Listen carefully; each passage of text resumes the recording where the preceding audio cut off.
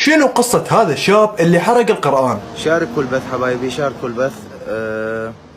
بعد ساعتين من الآن راح أبدأ مظاهرتي من أمام جامع الكبير في ستوكهولم. راح أحرق القرآن. أبو العلة وركز وياي، هذا الشاب هو لاجئ عراقي بالسويد، يبلغ عمره 37 سنة واسمه سلوان موميكا، إن شاء الله تدعمك مونيكا. وهذا الشخص أخذ موافقة من الحكومة السويدية لإقامة وقفة احتجاجية أمام مسجد ستوكهولم الكبير، وقام بتمزيق وحرق القرآن وسب الدين الإسلامي خلال أيام عيد الأضحى المبارك. Som heter Abu Adik.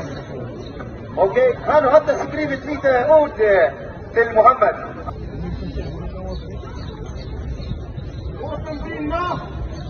والتموا عليه الناس والمراسلين وقاموا يصورون به، وطبعا هواي مسلمين رادوا يمنعونه، بس الشرطة السويدية منعتهم واعتقلتهم وقالوا ان هاي حرية رأي وتعبير. وهذا الشخص يدعي انه هو عنده مطالب، واحد مطالبه هو حظر القرآن والدين الاسلامي، وهاي مو اول مرة تسمح السويد وبعض الدول بحرق القرآن ومهاجمة الاسلام والمسلمين، لان من زمان هم يحاولون تشويه الاسلام. اي شخص عنده سؤال او عنده موضوع حاب يطرحه خلي راسلنا انستا لو شافي